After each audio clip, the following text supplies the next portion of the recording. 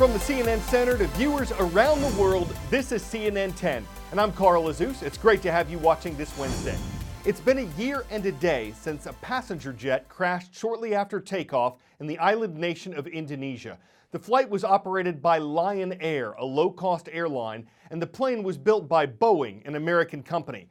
That's part of the reason why Boeing's CEO, Dennis Muilenburg, appeared before the U.S. Congress on Tuesday on the anniversary of the Lion Air crash. And it wasn't the only one linked to Boeing's 737 MAX plane. In March of this year, an Ethiopian Airlines flight crashed shortly after takeoff in Ethiopia. It was the same model aircraft. We can and must do better. We've been challenged and changed by these accidents. We've made mistakes, and we got some things wrong. We're improving, and we're learning, and we're continuing to learn. Both crashes killed everyone on board, 346 people in all. And both crashes have been linked to a flawed computer system that repeatedly pushed the plane's noses down despite the pilot's efforts to correct it. After the Lion Air crash last year, some pilots said they didn't know the faulty computer system existed on the plane. And Boeing had apparently gotten permission from U.S. regulators to remove information about the system from the 737 MAX manual. That led some lawmakers to question the relationship between Boeing and the Federal Aviation Administration, which oversees air transportation in the United States. The 737 MAX has been grounded around the world. It's not allowed to fly. Boeing says it's taken steps to fix the model, that it hopes it'll be allowed to fly again before the end of the year, and that the crashes have taken a toll on its business.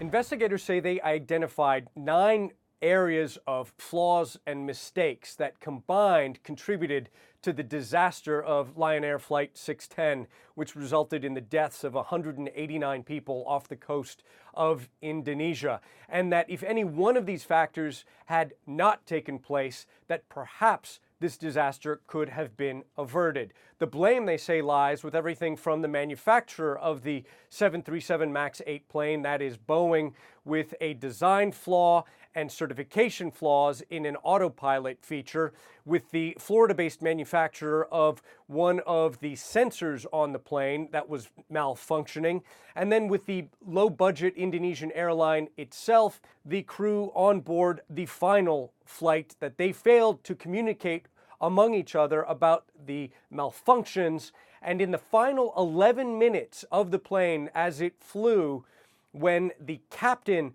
was wrestling with this autopilot feature that was sending the plane into a dive, and he was forced to manually override it dozens of times, when he handed off control of the plane to his first officer, that officer was not properly informed and quickly lost control of the aircraft, and it went into its final fatal dive. The head of the investigation spoke to CNN and described this as a new kind of air disaster. The U.S. Federal Aviation Administration has responded to the investigation saying, quote, "We welcome the recommendations from this report and will carefully consider these and all other recommendations as we continue our review of the proposed changes to the Boeing 737 MAX."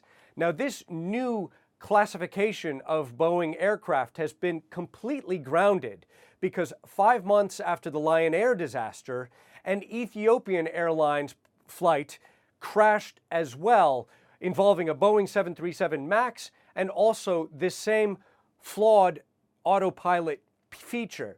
Boeing has come out with a statement saying that it has corrected the autopilot feature, that it has created new fail-safes to prevent it from going automatically into effect if it gets faulty information relayed to the airplane's computer, and that it has improved training manuals to ensure that pilots will know what to do in the future if this autopilot feature kicks in. Boeing says it has faced losses of up to $5 billion in relation to these 2 air disasters, and it will be paying compensation of some $100 million to the families of the many victims. Ivan Watson, CNN, Hong Kong. 10-second trivia. What do golden eagles, polar bears, great white sharks, and killer whales have in common? Are they all mammals, endangered species, apex predators, or omnivores? All of these animals are apex predators, meaning they're at the top of the food chain. And though great whites are considered a vulnerable but not endangered species, they appear to be vanishing from the area around a popular surfing beach in South Africa. And in this case, that's not a good thing. There's a lot of mystery surrounding great whites. They're the world's largest predatory fish, but scientists don't know how many of them exist. They're known to migrate long distances, but scientists don't know exactly where they go. Researchers are concerned, though, by what they're not seeing near Cape Town. We're going to throw the cage off the back of the boat. We've come to dive with an apex predator. Seal Island is probably the world's most famous location for seeing great white sharks. On front! Oh, there he is! There he is!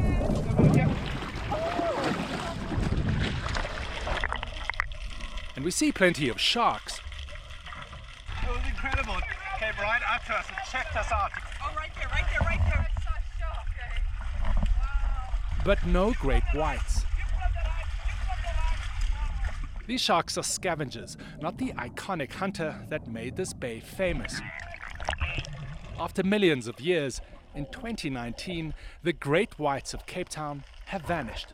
For me, the loss of the great white sharks is losing part of my soul. You know, this is an animal that it shaped my life. It's given me some of the greatest highs of my life. Chris Fellows, the photographer who put these sharks on the map, is forcing himself to speak in the past tense. The first time you saw this, what was it like? It was unbelievable. I mean, everybody's fascinated by great white sharks, but flying great white sharks, to see this incredible super predator taking to the air, showing off its athletic prowess, it was fantastic. This past season, they haven't seen a single shark. On the cliffs above, shark spotters used to take these sightings for granted. This year, they've recorded 0 great whites, not a single one. What if they don't come back? Yeah, we're just going to have to wait. Fishermen like Solomon say there are more seals now too, competing for their catch. It seems the ecosystem is already feeling the effects. The impact of losing an apex predator for the marine environment is going to be huge. Biologist Sarah Andriotti says the 0 sightings is alarming, but not surprising. She predicted the collapse years ago. In 2012, by studying genetics, she found that the population was smaller and more vulnerable than anyone imagined. What were your reaction to the population of great whites in South Africa? Concern, mostly, but also shock. We were expecting to find 1,000 or more individuals around here. Overfishing, shark poaching, and the wheat gene pool have all contributed. People don't like to listen to sad stories, and it is difficult to realize that humans could have had such an impact on such a prehistorical, iconic predators. Unless we really step up our efforts to conserve what we have left, South Africa's once bountiful shores are becoming more and more empty by the day. If there's any hope for the great whites to return, he says the focus should now be on what needs to be done, not about what once was. David Mackenzie, CNN, False Bay, South Africa. A